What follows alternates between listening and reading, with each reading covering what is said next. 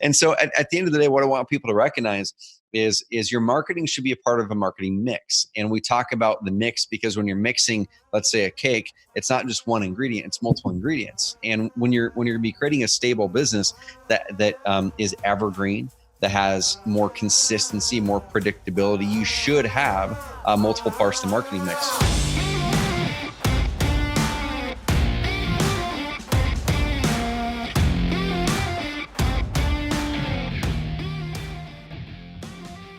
What's up, y'all? Trevor here with Kara. I've got an amazing guest with me, Todd Swaggerty from Yellow Letter HQ. I will do the full introduction to Todd here in a second. But we're really excited about this series because if you're a real estate investor or a real estate agent and you're looking to leverage direct mail to grow your business, this series is going to help walk you through what you need to think about, how you need to look at your direct mail marketing as it wraps into your whole marketing mix, and where you should invest, where you should not invest, what's working great for Todd and his clients for the marketing pieces, the lists, what types of returns you can possibly expect to see in some markets, things like that. So our aim is to give you a really good primer, but also some really good tactical and strategic things that you can do to move your real estate investment business. And also these same methods will apply as an agent as well. So if you guys want to share this episode up or share this series up, please do so. Share it with your other colleagues. Sit down and watch it with them. But this is part 1 of 3. In part 3, we have another one of our clients, amazing colleagues, Christina Kraus with Postal Impact. And she goes into some other topics around direct mail as well. That way you can have a really holistic, well-rounded education on direct mail from 2 of the industry's powerhouses on the topic. So I'm going to toss over to Todd Swaggerty. Todd, why don't you introduce yourself before we dive into the content? But who are you? What's your business do? And anything else that people should know about before we dive into the topic? Awesome, man. Thanks for the introduction. Thanks for having me on. Yeah, my name is Todd, and I own a business called Yellow Letter HQ, which specifically is geared towards the direct-to-seller industry, right? So I buy your house, cash kind of people. And I started that off, 10 years ago, doing my own mail in-house, and that business just grew and grew. When I first started, I was a fireman for 15 years. And so I almost said I'm throwing myself into a sales and marketing industry in which I knew nothing about. And so, but I did know I had one control piece, and that control piece was my mail piece. And I wanted to know every single thing I could about that. And so that kind of started my journey. I was doing direct mail for my own direct-to-seller buy houses, fix, flip business. I started doing it for other, peers in the industry, right? Friends of mine. And so we started a really good business model in that I had to have really good prices for my peers and really great service, because if I'm having really bad service, my buddies are going to give me a hard time. Yep. So we took that instance and just blew it up. And now my daily regiment is focused 100% on my direct mail business and keeping in touch with my clients to know exactly what's going on in the mail industry. We have clients that mail 100 pieces a month to 450,000 pieces a month.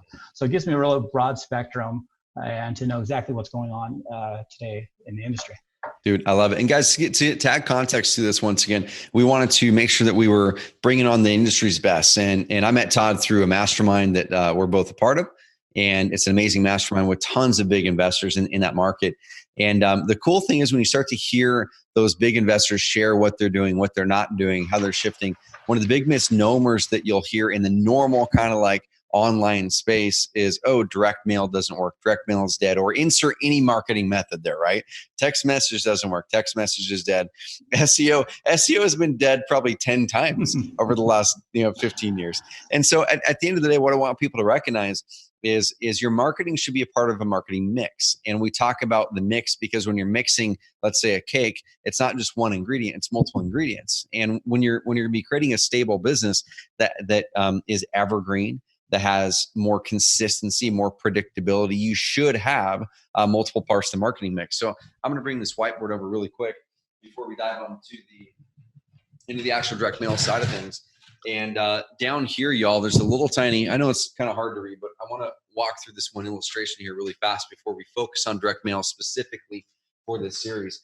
So down here, what we have here is it's like a stool, right? And you can't read the words, but pretend that your business is a stool.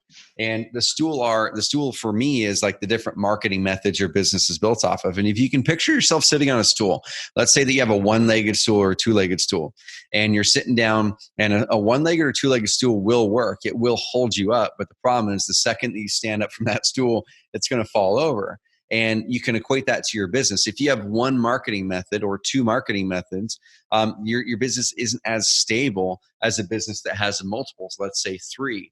And so what we suggest here at Carrot is that you go all in on perfecting a really good marketing method, whether it's online organic through us, or whether it's pay-per-click through us, or whether it's direct mail. Perfect something amazingly, and then start stacking on, adding these legs to the stool. Because if you can picture this, now you sit on a 3-legged stool. That stool is going to hold you up. You can get off of that stool, and that stool will still stay standing. The same thing with your business. The second that you add that third leg to your marketing mix is the second your business net will now support you rather than you supporting it. So we really do feel the offline, outbound marketing methods should be a key part of your marketing mix. We talk about building bricks, stacking bricks, and then hamster wheel marketing.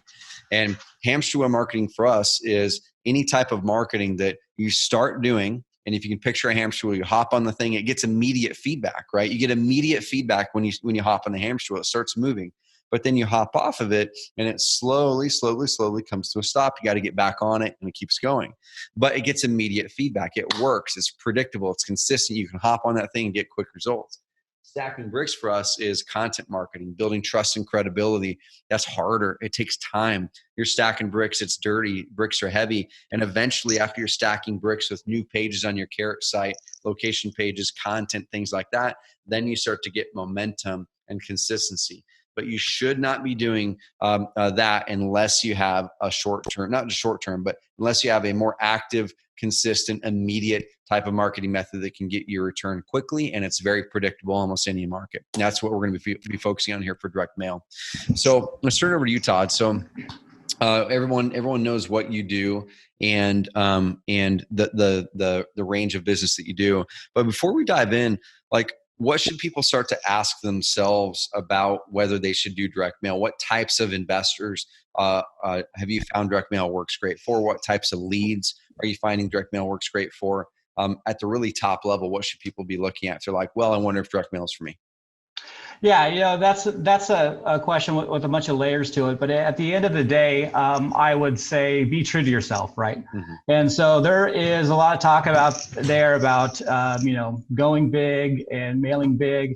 But if you're a guy who is kind of the engineer mindset, right, and really likes to maximize everything, you want to stay in those niche type lists, right? You don't want just to go big. You don't want to go to a large absentee list and send 1,000 contacts off an absentee list when you're only doing 1,000, right? And so there's different lists for different reasons.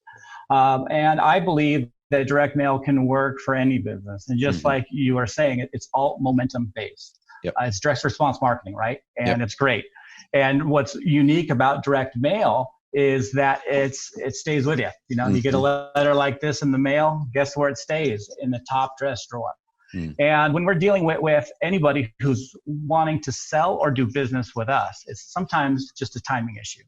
And they get the notification from you, they get a mail piece from you, and they're going, you know what? Time's just not right for me. And with social media, which is great, with texting, which is great, sometimes that's not always in front of them, but they always have this letter that you sent them or this postcard that you sent them in the top desk drawer, right? And that for me is momentum. The more that you have those in the top dress drawer, waiting for that time is right for them. You sent them a mail piece that kind of means something to them, or something with a picture on it of you and your family. You communicated a little bit about you. It's not something that they want to throw away. So for me, direct mail can be used for any industry, and it's key. It's number one value add is the fact that it's real, tangible, it's in your hand. And dude, there's one thing that pops up to us because we, of course, focus exclusively on our end, on the online side of things. And people will say, well, no one opens direct mail anymore. And guys, that's a complete misnomer because I'm 37 and I love getting mail. Because I think the thing is 20 years ago, mail was, our boxes were flooded with junk, and there's still some junk that creeps through there. But now it's like our email boxes are flooded with junk, Right. and people are struggling there. And I think in general, especially younger generations too, love getting mail, like that tangible thing.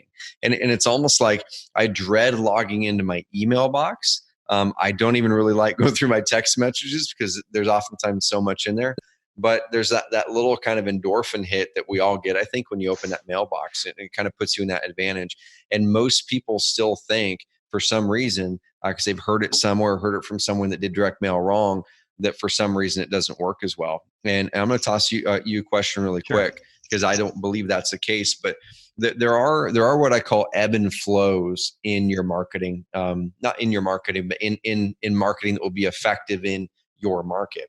And outbound marketing, of course, so anything that we're putting out to people, the more that people in that market use a similar type of marketing, of course, then that means the more that seller in that case is going to have a bunch of letters. Then in general, unless you do really great marketing that we're going to be talking about in this series, how to make your mail stand out, even in a competitive competitive market, in general, then that will reduce your response rates, right? That's normal. It's an ebb and flow. And then what happens is a bunch of those investors or agents are then going to go, well, shoot, my response rates went down here. And then the not savvy ones are going to kill that marketing budget, and they're going to go, let me try this new shiny object, text message or RVMs or whatever it is. And all of those have this ebb and flow.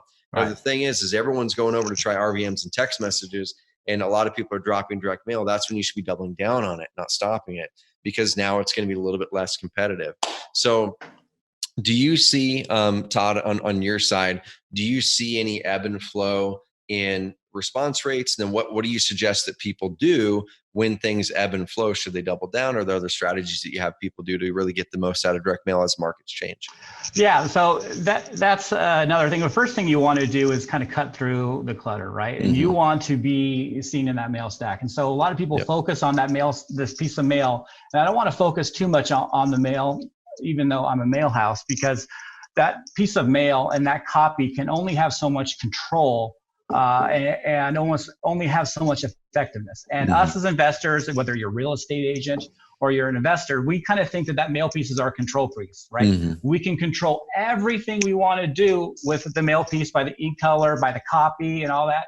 And really, the mail piece's only singular job is to get noticed in the mail stack. Then you want to have a clear and concise message, and you want to kind of have a way for them to remember you. That's why a lot of our customers, we say, hey, whoever's coming to that doorstep needs to be on that mail piece. Yep. And you enforce this, and when that mastermind they're in, you mentioned, hey, what is the most visited part of your website? It's the About Us. So they want to know about you. It's not about you. It's about them. And it's about them because they want to know about you. Yep. And so give them an avenue on that mail piece to find out more about you, whether it be a Facebook page, whether it's your social media page. And so you can really kind of cut through the clutter of all of that and get noticed. And, there's a lot of conversations between a letter and a postcard. A letter is always going to get a better response rate. It's always, and the reason that is, it gets noticed in that mail stack versus a postcard. Now, postcards have 100% open rate. Is that true? Absolutely.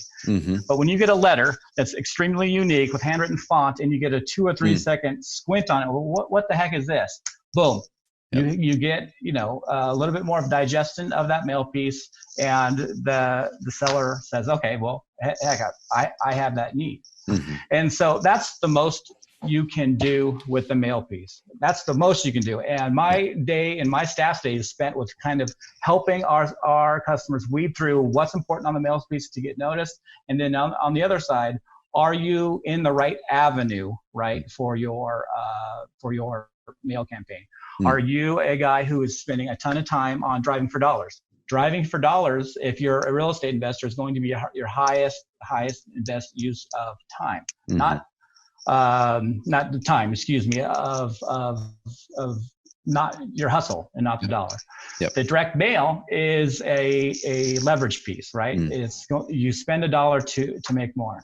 And so guys who are doing the driving for dollars, man, that's a huge impact. And if you're in that budget range where you only have a couple $100 to spend that month, or even if you're a sophisticated investor and you have a full driving for dollars campaign, we have customers of ours who send 3,000 to 4,000 mail pieces or less, making over $1 million a year, because they're targeting the right houses, right? Gotcha. To the right people at the right time. And then they buy those houses, they fix them up and sell them, and they maximize every dollar. And that's who they are. That's what they want to do. Don't try to change that. If that's you, don't try to go outside of that, because you're going to be freaking out the whole time.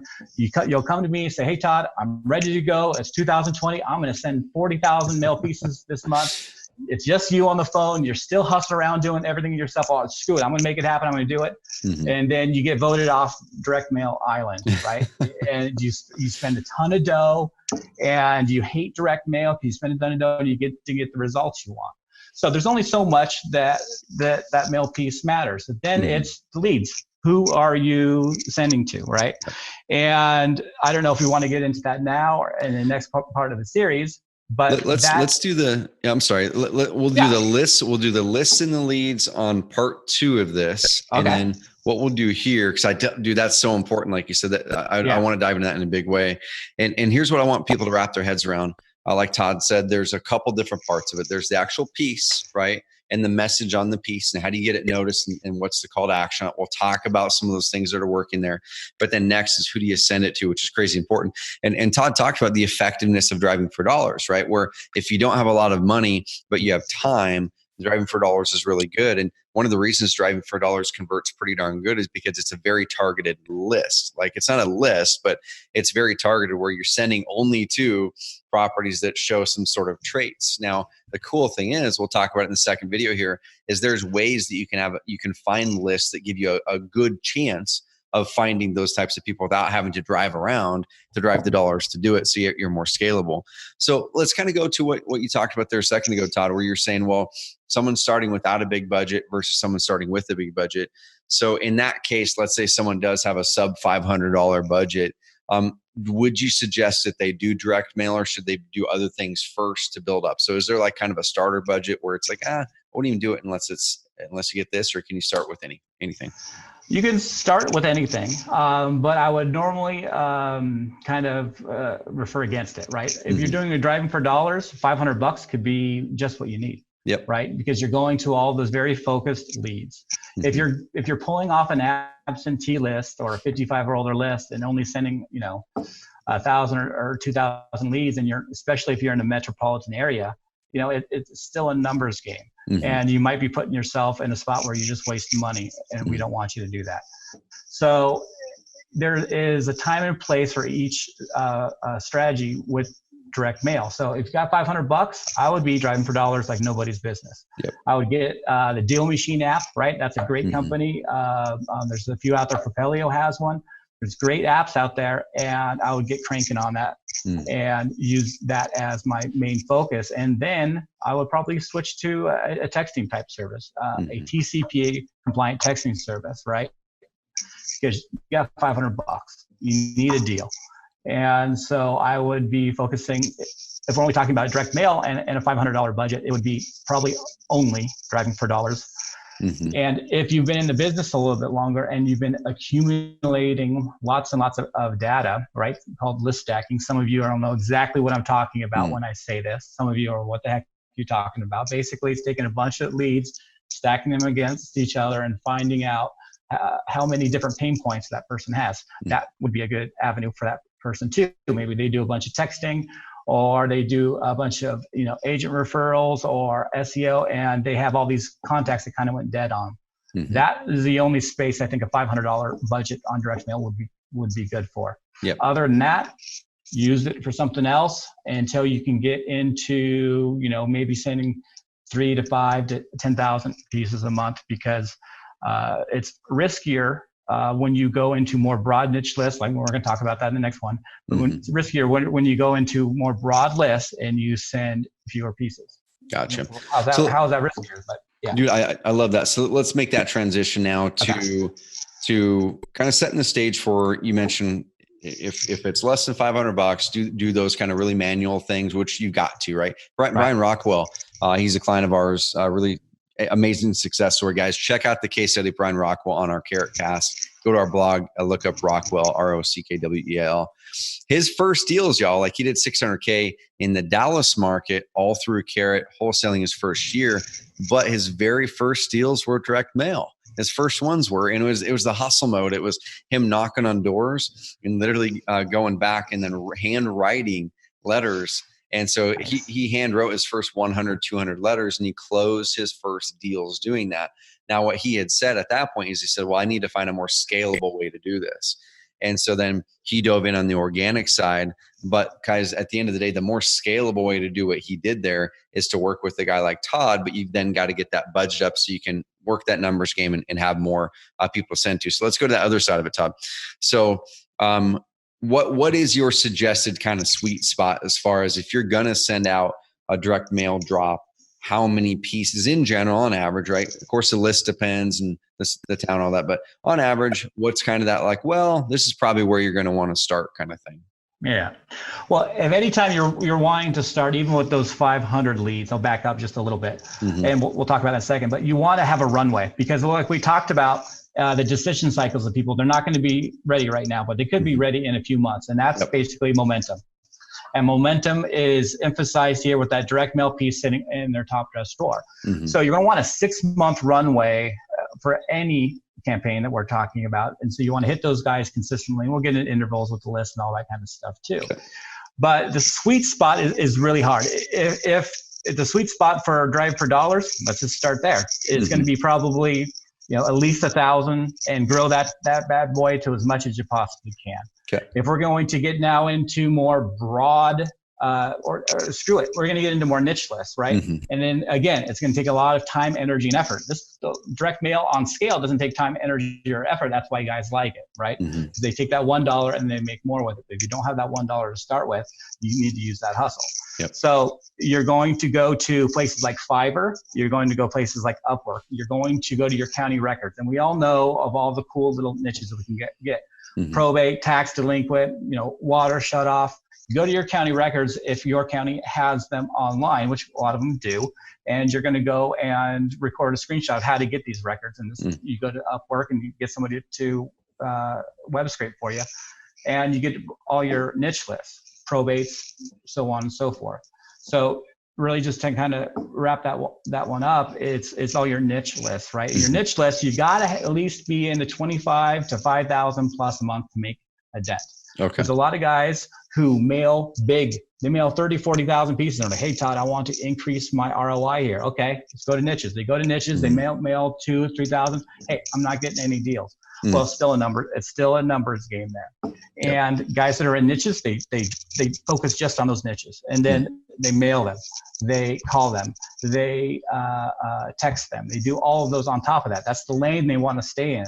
That niche lane, right? And they go all in on it. And they're really effective. Even the big guys who do a lot of business, they come into that kind of strategy. They're not all in on that strategy. They don't do as well, right? Gotcha. And so that's the 3 to 5,000 piece. The 10,000 piece guys are the guys that are cranking it a little bit more. Maybe they're in not a super metropolitan area, and they're working off of a bunch of tax delinquents and 55 or older, or the unknown data list, right? And that one is probably the sweet spot where a lot of kind of singlepreneur, solopreneur guys are operating. Once you get above that, 15 to 20,000 pieces, that's when guys have sales teams and so on and so forth. And they're starting to have all these systems in place, but they're leveraging the dollar more than their hustle anymore to bring those leads in. Gotcha. So let me kind of break down some numbers with you here too. Just once again, guys, these are all going to be averages, okay? Because your numbers are going to be different than these, but we're going to give some averages just so you can go, oh, okay, this is kind of on average what others are seeing. And I think one thing you point out was really important, Todd, because I've talked with investors that have done this before, where they've dropped a big mail drop, and then they're like, I couldn't keep up with the phone calls, so I stopped answering, and it was just one person. And what happened was what you had talked about in that latter example of they did the 15 or 20,000 or whatever the number is, where they didn't have it staffed well enough to then be able to field those phone calls. So of course they lose their ROI. ROI goes down in a big way. Right. So if someone, is there like a standard kind of response rate that you guys are shooting for? And is there a standard response rate that you're seeing now in the market, or are those pretty much the same? Yeah, and that's a really challenging question to find an answer for, but I'll say this. When it comes to niche lists, obviously you're going to get a higher response rate, maybe 1% to 2%. If we're talking about guys who mail and they're mailing successfully in the 10 to 20,000 range, broad niche lists and just broad absentee lists, it's going to be about 0.5%. In a metropolitan area. You're going to have other outlying areas, smaller cities outside of big cities, and you might crush it there, right? You might get 3-5%. But if you're mailing 5 to 10,000 pieces a month and you're getting a 0.5% response rate, you're on par with the average. Okay. If you're doing the niches, it's going to be a heck of a lot higher, 1, 2 to 10%, right? Cool. And so that's just kind of a little bit ways to know if you're in the right ballpark. So I did some quick math here. I've got my little calculator pulled up on the computer. So 10,000 mail pieces. Let's just assume a 0.5% response. That's 500 phone calls. With the 10,000, do you suggest that all goes out at once? Is that spread over weeks, periods of time? What I'm trying to do is have people pull back and be able to prep to go, okay, cool. If I drop this, I need to have the ability to cover 500 phone calls. Yeah. I think it's 50 phone calls, isn't it? Is it? Probably is, man. My math is. Yeah. We'll check it. We'll check it. Yeah. Dude, it is. It's 0.005. So it'd be 50 phone calls. That's way different than 500. So 50 phone calls. But if somebody got 5, that would be, we'd be pumped. We'd crush it. So you spent that dough. If you spent that with us, it's around $3,600, right? Mm-hmm. And so in a lot of markets, that's at least a deal, right? Yep. Most markets, that's at least a deal. And just depends on what that deal means to you. So that's about right.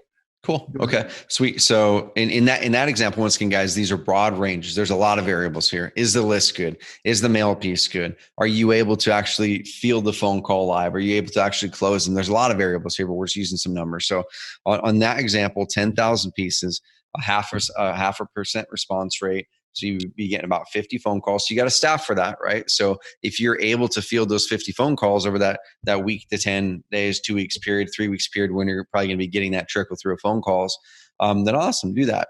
But if you're going to be going for the 10 or the 20,000, 30,000 pieces, you better be ready to field hundreds of calls or get people on there to do that. And then one thing that you mentioned there too, Todd, you said in that example, it'd be about $3,600. Is that example using like a postcard? Is that kind of about what that cost is? Right. Okay. And so that would be using a postcard, and a letter would be, much more than that. And we can talk about the mail piece stuff. We're talking about that next podcast. But that would be with postcard.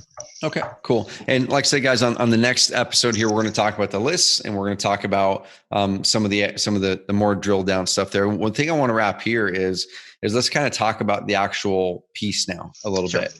And you've shown some pieces here, and we'll spend a little bit more time showing some of those pieces to y'all. We'll talk about kind of what some of those messages may say. And I've seen a lot of examples where everyone says, hey, you've got to use this piece. It's got to say this. And there's kind of two schools of thought, right? Where obviously use something that's proven to work, but also try to get an idea when you're talking with those sellers and going to their houses, look at what that stack looks like. Like, don't be shy to talk to them, build rapport, and even see if you can see what the mail pieces look like. If they're all mailing the exact same looking postcard, cool, find something to make it look different. But in general, Todd, what are you guys finding is working in general across markets as far as postcards? And then we'll go over to, in general, when you're sending letters, what might those letters look like and what is in the letter? So let's start with postcards. Sure. What do your guys' postcards look like to work? So a lot of our postcards, what do they look like to work? It's just getting noticed, right? Mm-hmm. And so we have real quick, this is kind of universal letter postcard, professional approach versus kind of a handwritten approach, right? Mm-hmm. And so I got here's a typed kind of thing here versus, a handwritten, right? And so we all know it's fake. sellers know it's fake, most of them, unless the older demographic. Mm-hmm. And so what we've nailed down to is the professional approach versus the mom and pop professional approach. You got your logo, it's all typed, it's rigid, and you have that. And then you have the mom and pop approach. You might even be saying the same thing, but you have a picture of you and your family on there. It's a handwritten type font. And nobody thinks that you're handwriting it, but what it does do is like I talked about earlier, it's that little squint. What the heck is this? That gets them to digest that message. So unequivocally, the professional approach does not warrant as high as the kind of handwritten font approach. Okay. And so when it comes to postcards or letters, that's a little bit of a toss-up. Letters are more effective, right? They just are. But is your sales and your follow-up astute enough? Is it squared away enough to spend that extra dollar, get a few of those extra leads, and convert them to have the extra make sense? Gotcha. Right? Cool. I don't know. I hope I explained that well. Yeah, for sure. Let me kind of reverse back to the postcard real quick. And guys, we'll probably have some sort of examples in this series you can kind of look at. And then, of course, all of these mail pieces that we're going to be showing here are ones that Todd's company fulfills. So don't think you've got to go back and like reinvent the wheel and go, hey, what did Todd show on that? I'm going to like try to do it and make my own. Like, no, just connect with the source. And then just say, hey, I saw something here. And then they'll be able to show you examples and fit with what's working best for you guys, work with you on some sort of a direct mail piece that works for you guys to do it. But what might be on the front of that postcard, if you could show that up, if you're comfortable showing that, and then what might be on the back, just so people can get an idea of like, okay, cool, this is kind of what we're looking at. Here's my favorite one of all time. And it's the street view, right? Yep. So this is actually a street view of our this is sent back to us because every customer, we have our seed in there, right? And so you have a picture of the property and says, hey, we got this picture off Google. We haven't driven by. Very, very important. You see that Google Street View. What does that do for them? It's not magic. That's the reason it's the best postcard. It draws attention. And what the heck is this? That's the picture of my house. What? And so they're reading and digesting the message, and you want to soften that blow a little bit, right? So you want to tell them flat out, hey, man, I got this thing off Google. And then on the back is still the font, and it has a picture of my family on there. Oh, right? Cool. Yep. And from 3 years back. And what does that do? For some sellers, it does nothing. For other sellers, it does something. What it does do, it disqualifies you from nobody. So that's more of the mom and pop professional that disqualifies you from nobody. You're a professional, you're a local in the community, and you're not hiding behind just a logo. You can put your logo on there. That's a mom and pop professional all the way. And you really want to start kind of painting a picture. Maybe you put your Facebook page on there where they can learn a little bit more about you. But I have bought properties from people that are predisposed to selling to me against my competition, stiff, good competition, because I had a sentence about myself and a picture on there. They had a picture, an idea who I was already before I ever showed up or talked to them. So that doesn't happen all the time, but it does happen sometimes. And then you can do that same message and that same approach on a letter. Cool. And so, yeah. Cool. And would we be able to, do you have a letter that we could open up and just like show that? Just same thing. I want people to picture what these might look like. And then once again, then you guys, when you guys connect with Todd or his company or whatever company you work with, you have some sort of idea of what this might look like. And so the outside envelope, one thing you guys did notice there is it stands out. It wasn't just the standard. It does stand out. Do you guys, Todd, do you guys like put the regular hand placed stamps on there? Are they the bulk pre-sorted? Kind of what are you guys doing, and what does it make a difference? Yeah, on these letters, these are all customer letters sent back to us. I don't know if I should show them, but I'll dig through them to find some of ours. But what we do, so on a postcard, it's kind of like putting lipstick on a pig. It's a postcard. It's 100% open rate. You're grabbing their attention. You're getting the message in. You're leveraging that dollar as much as possible by almost double because they're cheaper. You're not going to want to put lipstick on a pig, in my opinion. When it comes to a letter, you want this letter to have more impact, to have more influence, right? And so we put a live stamp on it, right? We don't put any indicia on that stuff. We special order these snowflake stamps. Cool. And there's one key difference, and this needs to be discussed because it's a problem even for the most experienced investor. First class versus standard mail. The smaller postcards, those are first class, right? These small ones here. Okay. I keep looking at your screen and not mine. You're good, man. So, and these are the half page, right? Half page is half page. Half page is standard mail, also called standard class mail. You're going to look on our site. You're going to see them for cheaper. You're going to, ooh, that's the one I want. Okay. Maybe if you have a small list or a niche list and you want to make sure that that delivery of every person on that list gets there, you want to go first class all the way with everything. First class gets returned. First class gets forwarded. Standard does not. A lot of times we primarily only do standard mail in letters. Letters overall have a higher impact, so the ROI is still there, and the savings on the dollar. Cool. So with postcards, 9 times out of 10, first class. When it comes to a letter, you can do standard mail. Standard mail also takes longer to deliver in the mailboxes, 8 to 12 days versus 3 days with the first class postcard. But whenever you can, whenever it works for you, first class is the way to go, and assuring that it gets into mailboxes and quickly. Okay, cool. Last question here, man. Then we're going to switch over to lists, and we're going to switch over to some other things in the next video in the series. So this question here, man, is there's postcards versus letters once again, and we kind of touched on the costs a little bit on some of. Let's kind of outlay this here. Postcards, what can people expect on average, with the postcard for their out the door per piece mailing cost to be on average? Yeah, on average, it's anywhere, I believe, on our site from 36 cents to 40, somewhere in the 40s or 60s, excuse me, because we do under 100 pieces on those postcards. So it's somewhere in there. The more you send, even if you're batching those out like in different weeks, you can get the quantity discount, right, to do one order and have us batch it out by week for you. Gotcha. We've had that problem. You got 10,000 pieces, you can't offload it all at once. You want to do it weekly over 3 weeks, 4 weeks, 5 weeks, or 6 weeks. You can still get that postage, that quantity discount from us. We do it all at once, and then we distribute it for you from there. I like it. And then on the other side, letters. What's that cost look?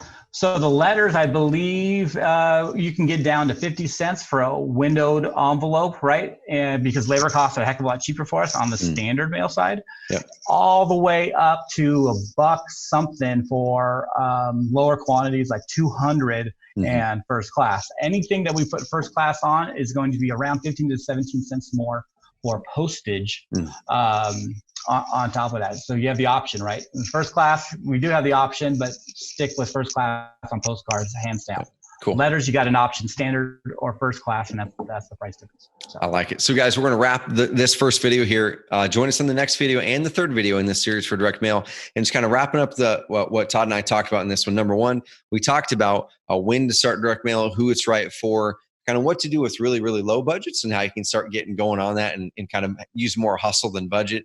Once you get some budget in there, how you can now scale your time, leveraging direct mail, leveraging services like Todd's. And then we also talked about some of the dollars and cents, what types of costs can you expect, response rates, and give you some examples of what you should do to make it stand out more in the mailbox. So the next video is going to talk about where to get your lists, what types of lists are ones that are working as of today right now, because it does shift and adjust with the market, and some of it's even different by city.